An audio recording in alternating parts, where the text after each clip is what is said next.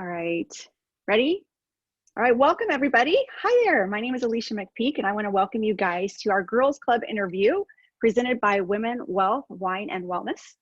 I'm Alicia McPeek, as I said, and I am a holistic nutrition wellness coach. And I'm also the purveyor of the wellness community on Facebook called Ready, Set, Thrive 2020. And if you don't mind, if you hop on, just go ahead and mute yourself so that the recording is clear. Thanks so much.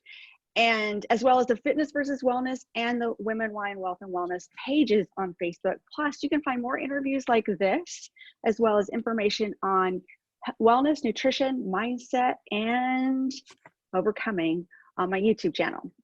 Now, we're here today to celebrate Crissy Butts. Welcome, Crissy. Thanks. Well, how are you doing? It's great to be here. I'm so good. I'm so glad you're here. Let me tell everybody just a little bit about you before we get started, okay?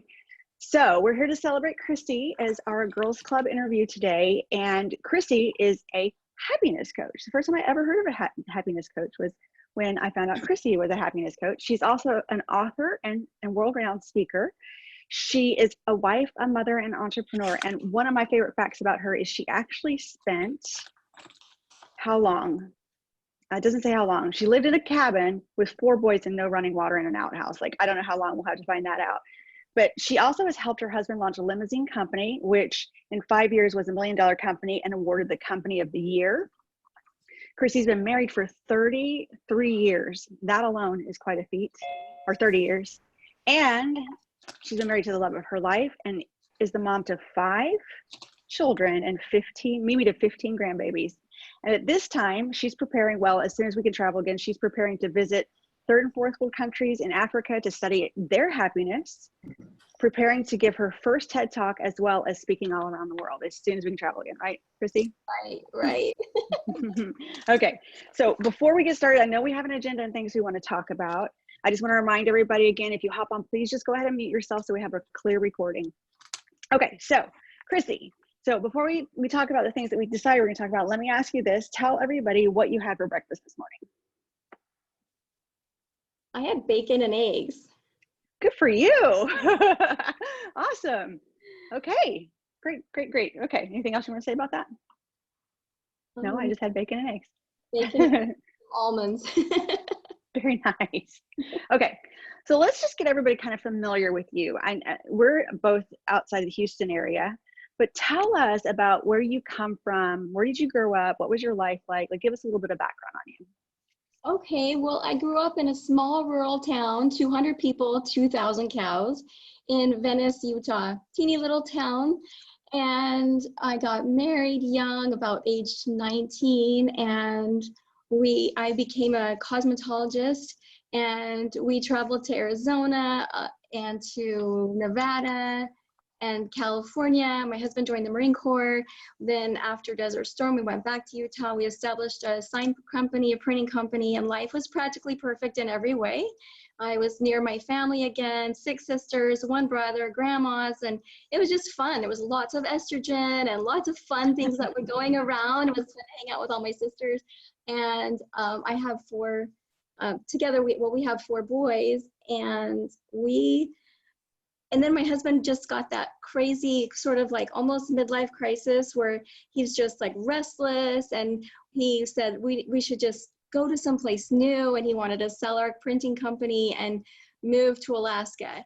And he said, just come up and check it out, and if you like it, we'll just take it from there. I went up there and fell in love with it. We had sold our company in Utah, and then we just moved to Alaska, and life was going pretty good. He was with a partnership with some other people. He had switched careers and had gone into more investing and stock market trading.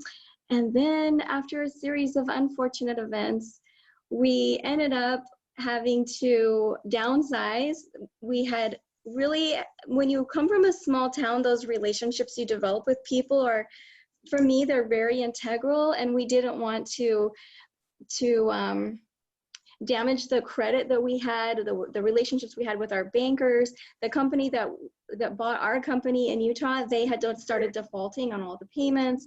And then the job changed in Alaska, and our renters and our home in Utah, they fell out from under the bottom, and we just didn't want to file for bankruptcy. So we said, what can we do to be able to maintain our credit, not file for bankruptcy? And the only way we could think of to do it would be just to downsize to something small enough to be able to manage all of our bills. So that's what we did. And sometimes we think that our happiness is based on the things that we have and the things that we can travel and go and see and do. But in the whole circle of things, I learned that our happiness is not it's not all that stuff, but it's really foundational on our relationships, but also our ability to be able to navigate a healthy state of mind, even in turbulent times. And right now, that is a really critical thing that all of us are trying to do, navigate a healthy state of mind in these crazy turbulent times, because every day things are changing. It was just a couple weeks ago, I was going to be in 4 different countries. All those travel plans have changed. My son was going to serve a mission in Santiago, Chile. That's changed. People's jobs are changing. Everything's changing. What was normal a couple weeks ago is not normal today. And so we're in these turbulent times, and we've got to be able to navigate and be able to stay positive and be mentally resilient, so we can be strong for ourselves and for our families and the people around us, and not fall apart. Right, and it's a really critical, like you said, right now. For those of you who may not know, you might be watching this later on. This is March 20th, 2020. We are in the smack dab in the middle of a mandated 15-day quarantine by the mandated, kind of voluntary, by the United States government, due to the fact that we've been infected with the pandemic, and the coronavirus is running rampant in the United States. Well, all over the world right now, just has hit us here in the United States. So a lot of people are really struggling with fear and how to function in uncertainty. And so I'm really glad that we planned this a little while back, but it's actually perfect timing for us to be able to really help some people here. So I'm excited about that. And I'm excited to learn more about you. Now, after that, you guys came back to the United States at some point, I guess, after living. So tell us just what was it like for living with 4 boys with no running water and an outhouse in Alaska? And how long did y'all do that for? Oh, we did that for 2 years, and it was challenging. It was definitely challenging. 2 years. But honestly, some of the happiest days of our lives, I look back and I think about that time in the cabin. We had a lake in our backyard. There was plenty of frogs for 4 little boys to catch. We did nature walks. When it was winter, you could go out on the frozen lake and play hockey. You could see this perfect view of the Northern Lights. Of course, we knew that wasn't the ideal life for children in America. We knew that had to change, that we had to get ahead, and we had to forge through and make new things happen. And so we prayed and we said, okay, we've got to get ahead. We were able to manage to keep up with all of our bills and be able to maintain our credit and be able to weather that storm. And then one day we saw a used limousine for sale. Now with my stepdaughter Jessica had decided she was going back to Utah to be with her mom. So then it would just left us with the 4 boys. So we saw this used limousine, and we were living in the cabin, and we said, you know what, someday people love rustic Alaska experiences. They really thrive on real adventure. So we could rent out this cabin, we could buy the limo, we could take people on tours of Alaska, have a little place for them to stay. It will be perfect. So we did, we bought it, we started an airport service, the company started growing and growing. We started attending shows and learning from the best of the best, how to develop a company, how to be top-notch to be able to get the types of clients that we wanted to have to be able to grow the company. So in 5 years, we established contracts with airlines, hotels, cruise ships, and corporate jet companies. In 2 years, we were able to move out of that little tiny cabin where we had to, at one point, carry 2 5-gallon buckets of ice cold water into the cabin to pour on the stove to wash our dishes. I would be washing the champagne glasses for the limousine for the clients that would be renting, our stretch Hummer for $200 an hour. And I would think, oh my gosh, what would they think of if they knew what was going on behind the scenes? But we were just doing what we had to do to be able to forge ahead. And it paid off because in 2 years, like I said, we were able to move out of the cabin back into a normal house. And in 5 years, our company became the National Midsize Operator of the Year. So I say to people, be careful what you wish for and always know your why, because our wish was to be the best limousine company in Alaska. Our why was not about providing for the needs of our children, but it was all about, you know, our ego. And that's a dangerous position to be in because you just have to keep things in check. Why do you want to grow? Why is it? What is it? What is it? It's not bad. It's not bad, but sometimes it can take you over the top or totally change your lifestyle. And that's what happened to us. So after 10 years of running the company became, it was just running us. The phone rang 24/7, 365 days a year. There was never a day off. And we had, you know, clients.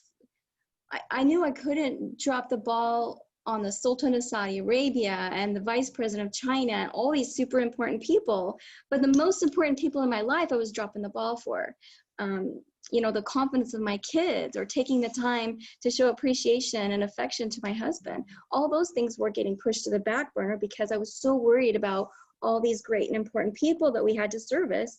And our mission, our motto was, Alaskan Splendor Limousine, transportation you can trust. And we wanted to be able to be integral to that mission. We had to be on time. The cars had to be on clean, you know, super clean and everything spot on, so that you'd be able to earn their trust and they would not worry about sending their sports teams and all these special people to, you know, to be able to, for you to do service for. So as things progressed, you know, as sometimes can happen when either in all life situations, when you start to lose focus of the things that matter the most, then your relationships can really get put on the back burner. And my husband started using that D word, and I just said, you know what, no way, big guy, because I came from a whole line of broken marriages and I knew the challenges as a kid.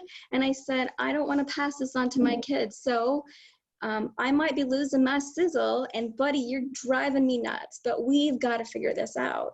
And so for the benefit of our family, we ended up just selling the company at a loss and moving 6,000 miles to Costa Rica. I studied massage therapy. My children were put into a combination homeschool and they got to be in Spanish immersion school in Costa Rica so they could learn the language. And my husband started really working on his commercial pilot's license. So it was a lot of changes and we turned off our cell phone. Like my phone was always next to me all the time, round the clock. I never could distance myself from it. My mom would call me and say, Crissy, when's the last time you had a bubble bath? I said, what? Who has time for a bubble bath? Like, why would I even want to take a bubble bath? I can take a shower in 2 minutes flat. And she was trying to teach me that this was not a healthy lifestyle for me. And so we really completely unplugged when we went down there. And we had no cell phone service and life became back like super simple and sweet like it had been before back in the cabin. Wow. Okay, so why Costa Rica? There was massage. Oh, I saw this ad for a massage therapist and I said, hey baby, what would you think if I became a massage therapist? Now, what man on the planet would not say, hey, fringe benefits for me the rest of my life? Go girl, go, I'll pay for it, you know? So he knew that it was something that I had wanted to do a long time ago. And our lifestyle was just crazy. And he said, sure, find a school. So I'm thinking, I don't even know how I could fit one in. I could barely find time to do the dishes and do all the things we're supposed to do, you know? So he Googles and he finds this school in Costa Rica and he starts showing me all the videos and everything. And I went, don't even tease me because that looks so amazing. And you know, it's freezing cold up there all the time. Like it feels like 8 months out of the year, you always have to wear a sweater, a coat, a jacket. I've hardly ever allowed the sunshine to just to shine on my skin. Fresh fruits and vegetables were almost non-existent because they had to be, shipped and flown up and everything was really expensive. So anyway, he saw that school and I said, oh, that would be way too good to be true. And he said, why don't you just apply and see if they'll accept you? And so I did. And 2 weeks later, the application date was closing. I was accepted.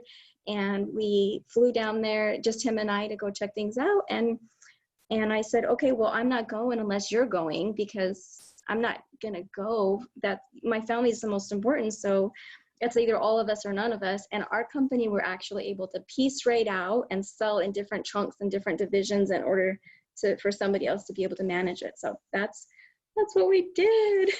Okay, and how long were you in Costa Rica? Oh, it was 5 months. 5 months. And then did you come back to Houston after that? We had to go back. Or where'd you go? We had to go back to Alaska. There was some challenges Okay. with one of the divisions of the companies. We went back to Alaska, and then we were up there for a while, and I knew the grass was greener on the other side. I mean, I had tasted fresh pineapple. You could buy a pineapple for 75 cents. And I'm like, it costs $5 for a pineapple up here, and 14, sometimes $10 or $14 for a watermelon.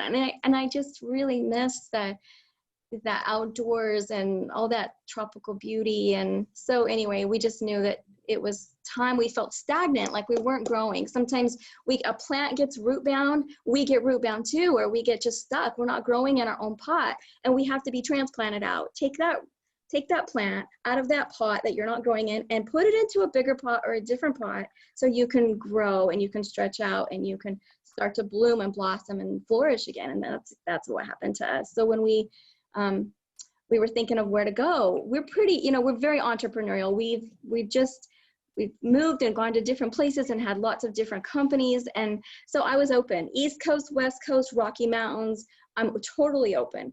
And I'm a praying girl, and we prayed about where to go. And he started talking about Texas. And I said, Texas? I'm not going to Texas. That's like the place for cowboys and sagebrush. I do not want to go to Texas.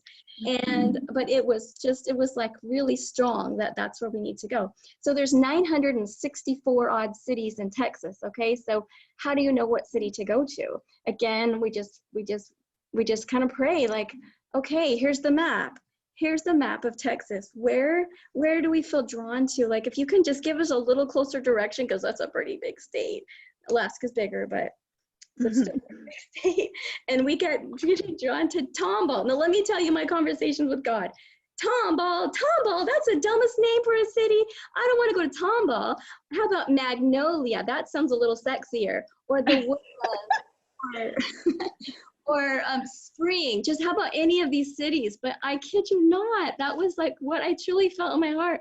Tomball, Texas. So here we are, Tomball, Texas. Oh, and my I can gosh. tell you that I know that when we pray, God gives us answers to our prayers. You better follow through. Don't go to another city you think has a sexier name. If you feel called to go to a certain place, He knows who you might need to meet, who your children might need to meet, that can totally shape your life for the rest of their lives. And so I'm really thankful that I came to, even if it's a town I didn't like the name. We're here, and it's been a great blessing. So, and anyway, in some of these stories that I'm sharing with you, they're in my book called "You Choose Your Path." This became an international bestseller, and it's still $1.99 today on Amazon. Crissy Buds, You Choose Your Path. These crazy stories are in here, all about the outhouse and about the limousine company, and just it's packed with gorgeous photos from Alaska, the glaciers, living in Costa Rica, the people,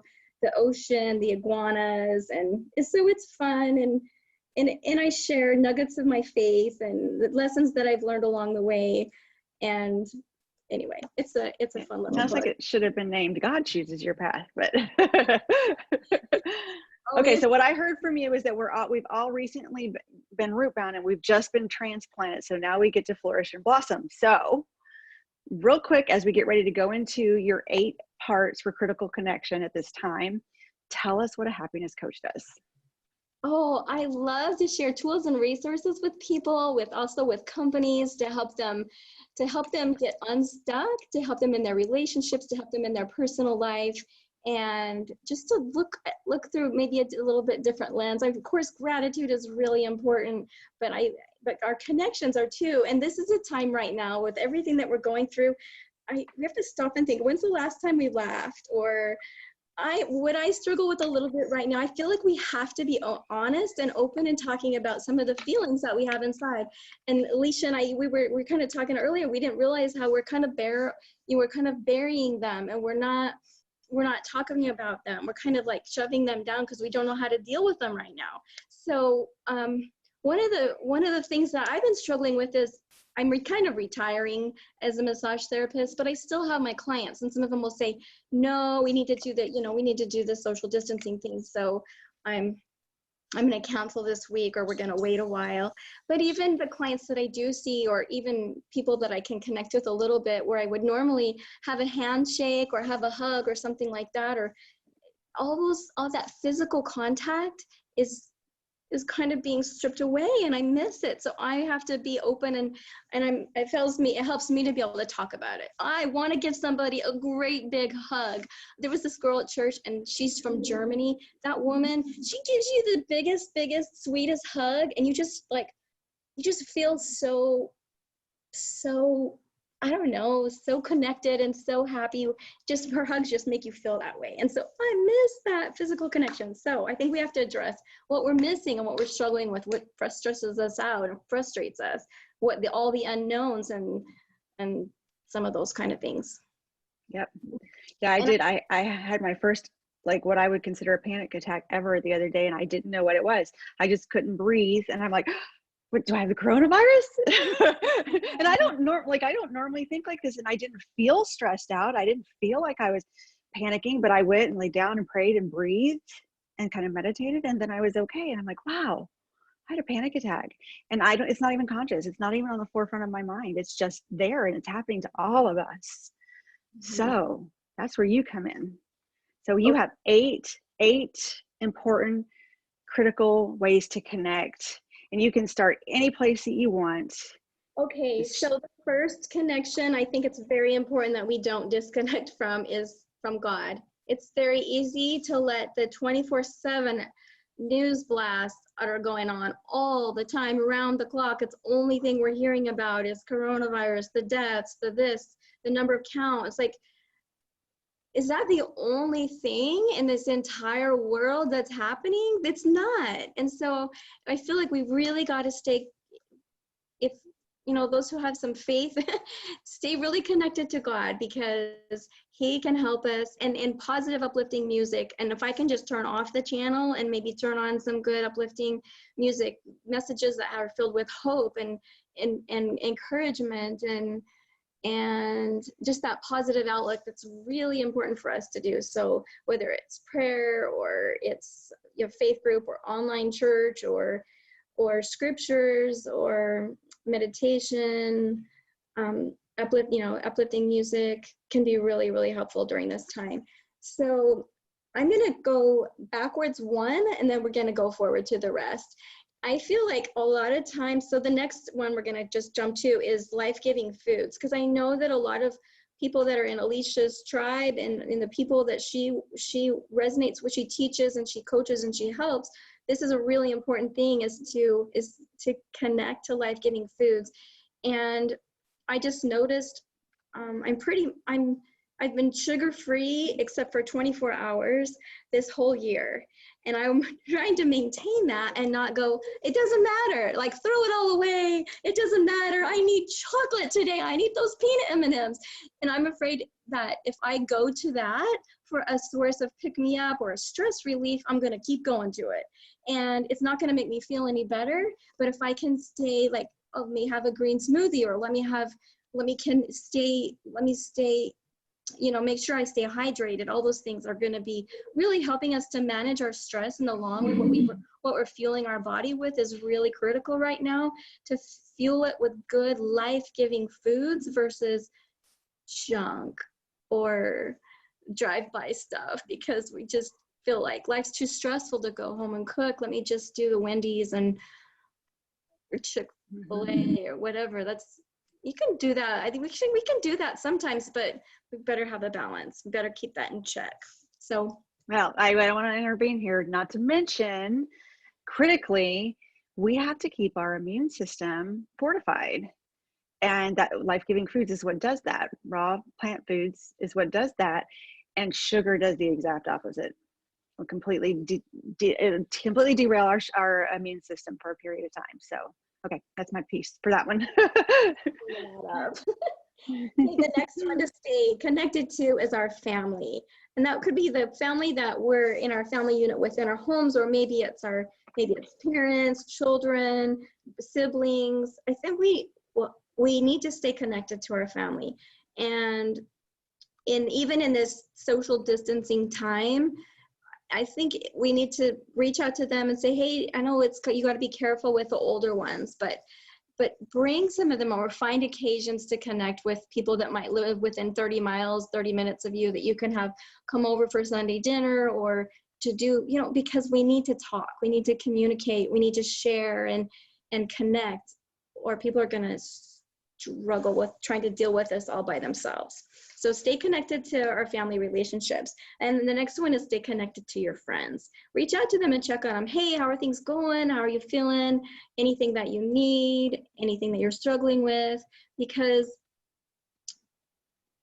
you might be the only person that somebody's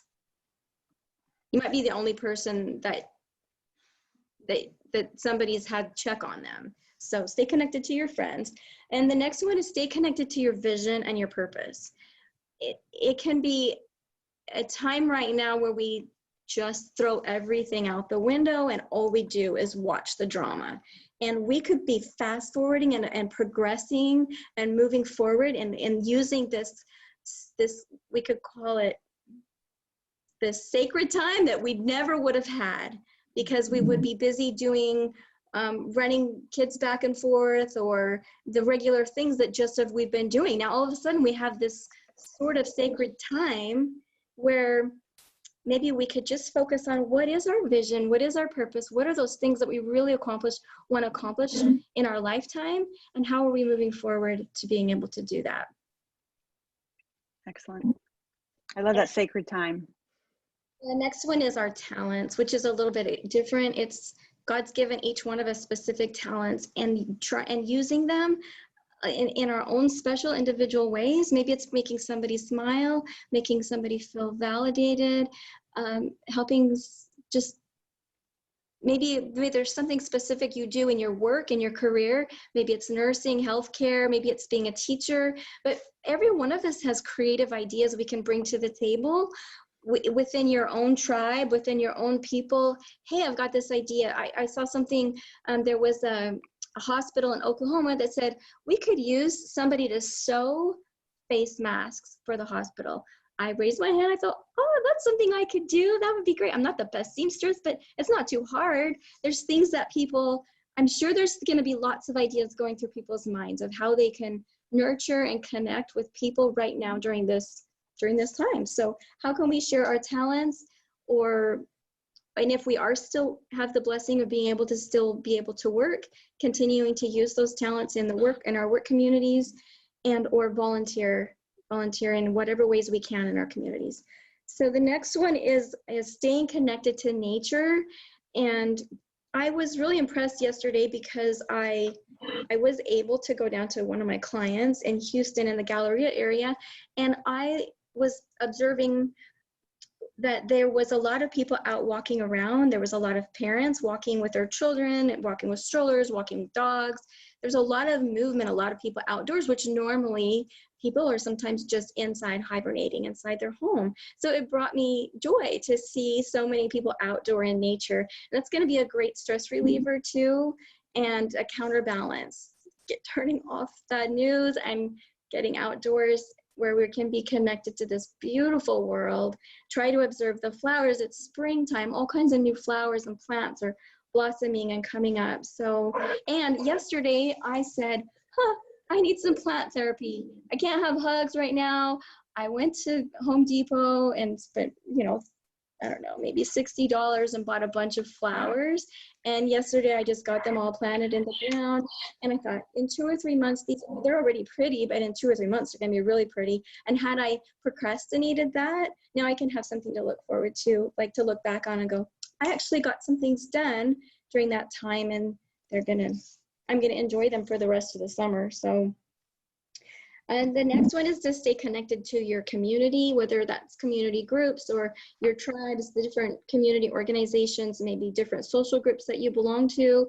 Alicia, like this one you're doing right now, any other, whether it's your faith groups or maybe you're involved in Lions Club or any kind of community service organizations, whatever tribes you belong to, even if they say we're not having meetings, if you can stay connected on your social groups to check in on people and create and stabilize and be able to continue to have those relationships, people are going to need them. And anything you can add, like bring up, somebody just sent me the funniest cat little, what's that guy named? Sylvester, the putty cat. And it was a lady that sneezed. She sneezed and the cat cartoon was like, he ran into the bathroom and he was an old cartoon and he's like gargling all this stuff and brushing his teeth and trying to get away from the germs from his owner. So like, I need stuff that makes me laugh, and we need to look for those kind of things to share with other people, because it's not very happy or funny out there right now. Nope. We gotta bring some joy and happiness into the world. So those are the 8 connections to try to stay connected to. These are gonna help us with our mental resiliency during these turbulent times. Okay, so what I heard you say is we need to turn off the TV, get outdoors and soak in some negative ions, eat life-giving foods that are going to help us manage our stress and fuel our body and help our immune system.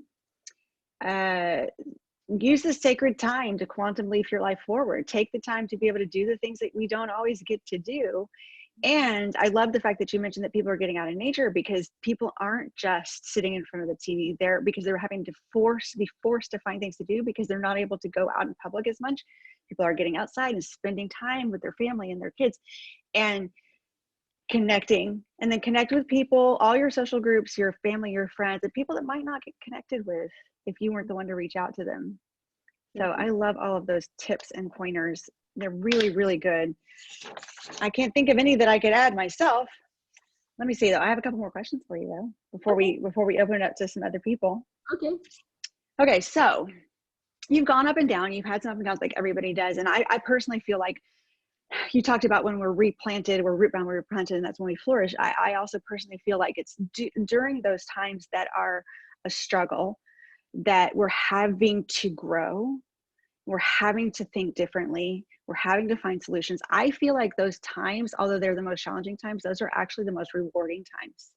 Those are the times when we're actually growing, are the most gratifying times in our lives. And I'm just curious, what do you do routinely or daily to personally maintain your own happiness? Oh, I have an exercise routine, and this week my gym closed, and I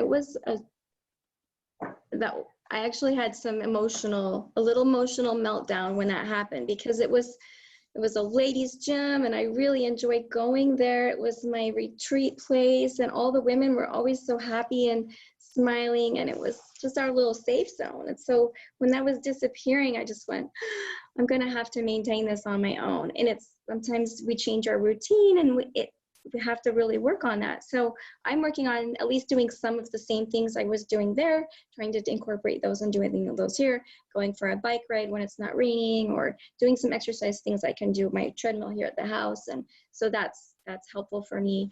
Another thing is I'm pretty unplugged, as far as I'm really probably one of the rare people in this world. I don't watch any TV.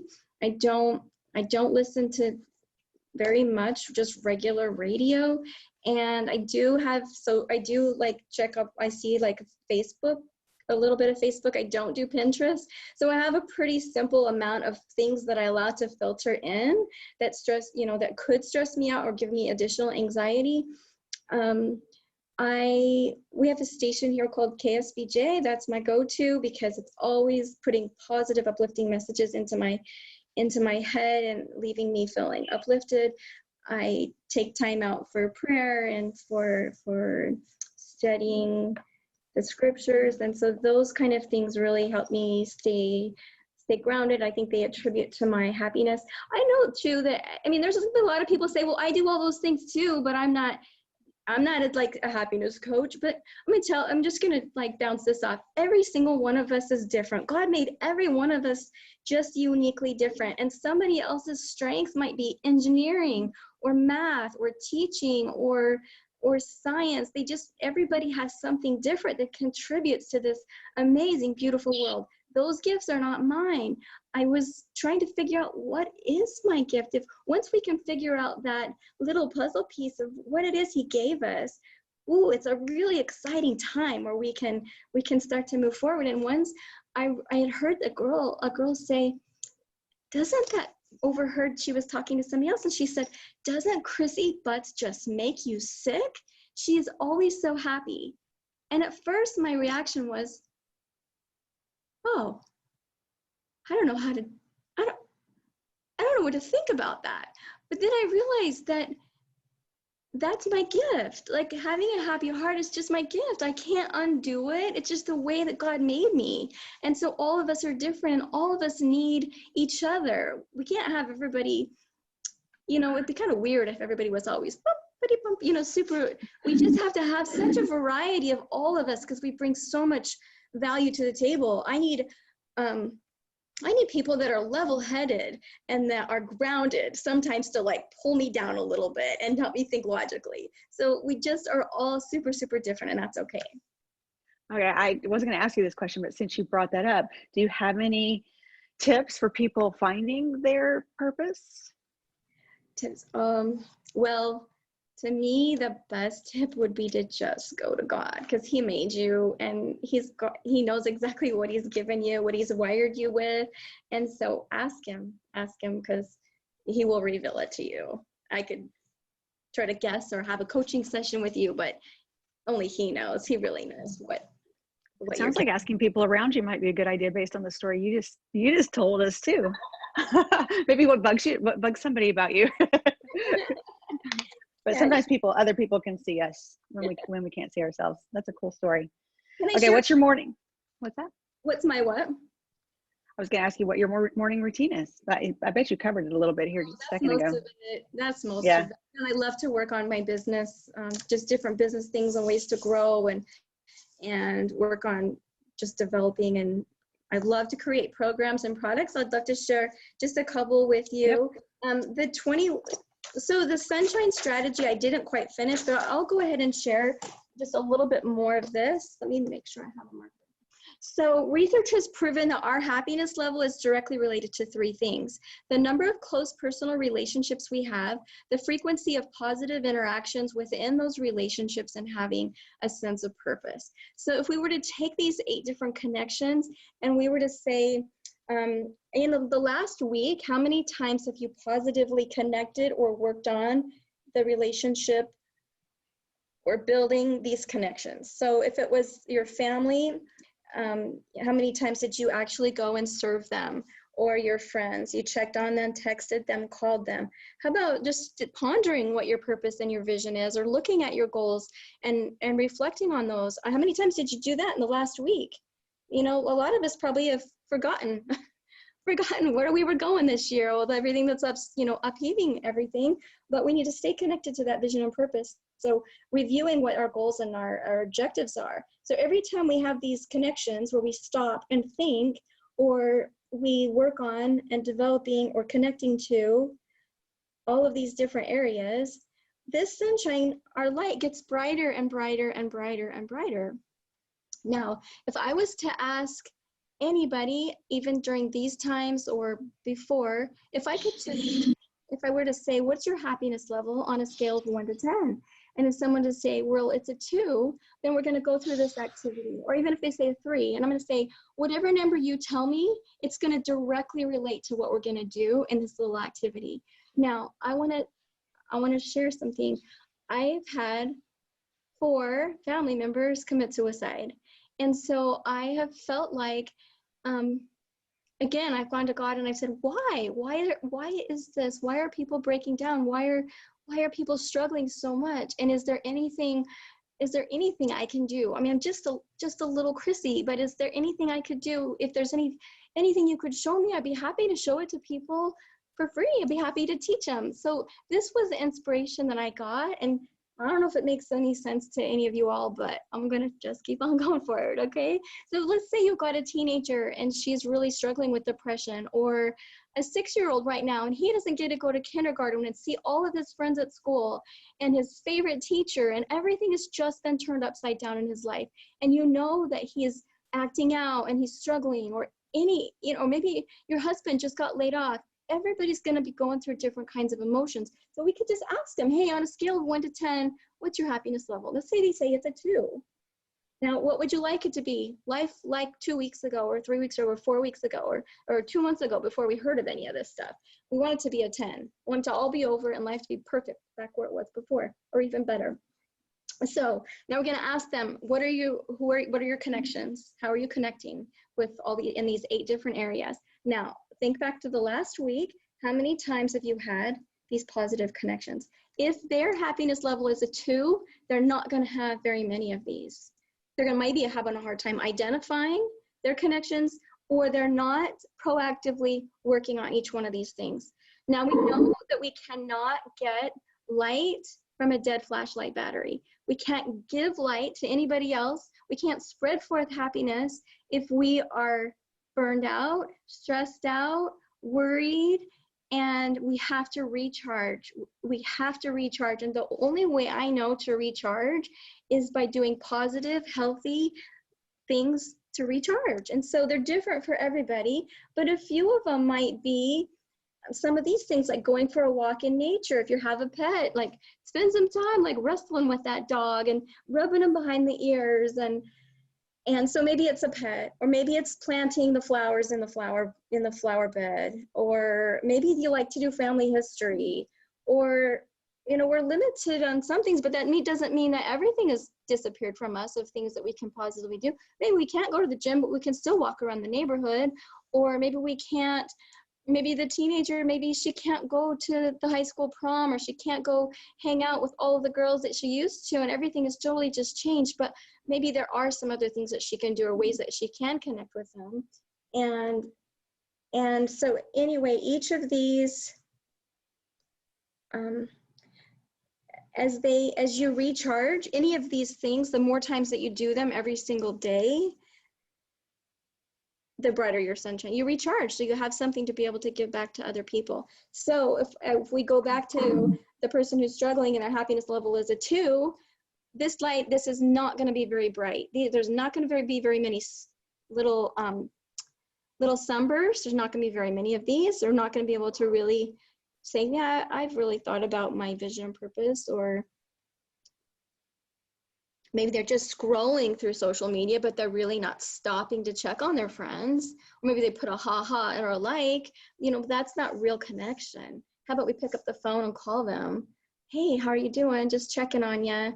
And I think too, right now, we got to start being really creative with, they say you can have groups of 10. I heard a cool guy on a radio today in a talk show, and he's a dad of 7, and he said, what are you doing to homeschool your kids? And he said, well, we have recess time, we have structure, we have recess time, we have lunch time, we have our school study time, we have interviews with their grandparents are going to be interviewed, and they're going to learn what it's like to live on a farm. And so like reaching out to extended family members, we can really do some cool things right now. If we can think creatively and a little bit out of the box, we can take advantage of this opportunity to be able to do things that we have never done before. So inside my book is a little bit more links and information to the Sunshine Strategy, which is that we just did right there, and something called the 21-Day Happiness Challenge. So in my book, that's $1.99 on Amazon. You can get more information about these 2 things. The 21-Day Happiness Challenge is basically a whole list of lots of great things that you can do to recharge, and also to be able to connect and to be able to give, pay it forward to other people. So I'd like to also share just quickly a program I created called the Family Power Hour Team Building System. This program had been in the works for like the last 6 years, and it's now being used by actually some guys that are in the prison system, when they get to have when they get to connect with their children, they're given this material, so they have tools and resources and activities and things to do that they're not going to have access to some of those kinds of things. So it doesn't require a lot of extra things. So the Family Power Hour Team Building System is a 1-hour weekly program that parents can do with their children, 1 hour every single week. And in here is hundreds and hundreds of hours and ideas, and I'll just really quickly show you. So it comes with a whiteboard, it comes with a dice, it comes with a timer, it comes with a workbook, comes with this table topics, and all of you that are on board today are going to get 2 free gifts. You're going to get one of these table topics menus. I'll send you the digital download. All you have to do is email me at Crissy@onehappytribe.com, and if you just put in the subject line free stuff from Alicia's webinar podcast, free stuff from Alicia's Zoom call, then I'll know what I was talking about, so I can send it to you. So the 2 free things I'm going to share is going to be one of the this is called the Friends and Families Table Topics menu. And even if you're not able to have a big group of family members come around right now, you could still text one question. There's 100 questions in here. You could text one question out to your whole group, all the people in your family, or maybe it's one of your social groups. You could just text one question a day. And I think that we live in such a superficial conversation world that we don't really talk about real, true, meaningful things. Hey, how was work? Fine. How was school? Good. And we just talk about this superficial stuff, and we just hardly ever go deep. We don't really talk about what's inside here and what we're thinking about in here. So this is a great way to get people to open up. And I truly believe that if we were just to ask one question every single day, in 100 days, we may know more about them than we would in our entire lifetime, because our communication is it's just so Superficial. Yes. So this is really fun.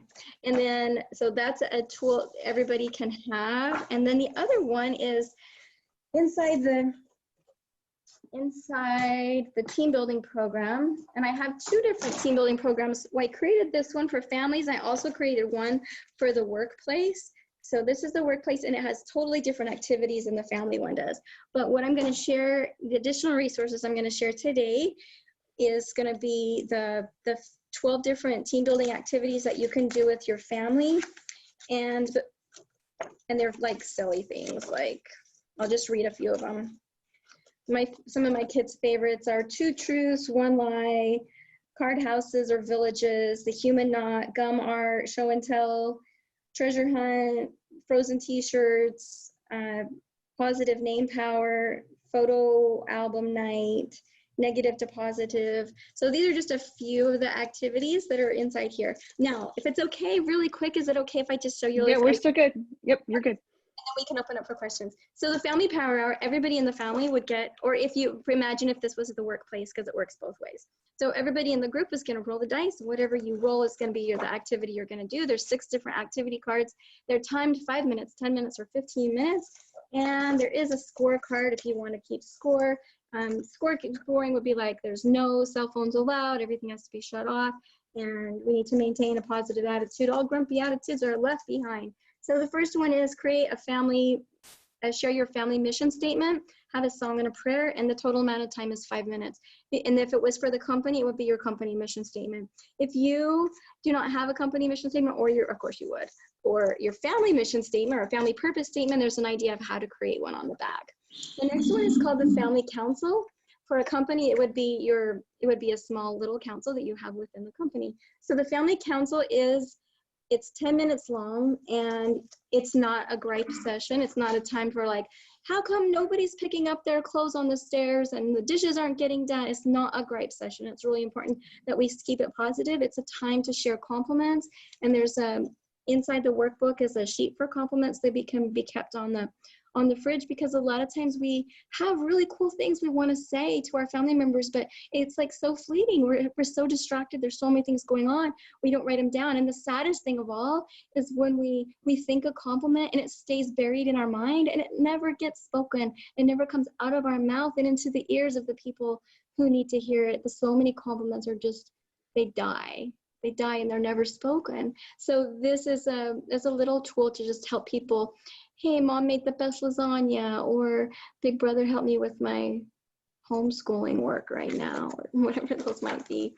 And the next one is called a lesson, the short little lesson. It's 10 minutes long. This, I really try to tell parents, it's not a 30-minute lecture. It's not a lecture of how we need to be more kind in our family, but it's just a 10-minute little nugget. Everybody in the family, no matter if they're 3 years old, 5, 7, 17, if it's our neighbors, our brother and sister that live, you know, brother-in-law and sister-in-law that live, you know, a few doors down, we want to invite them to come on over and do this with us.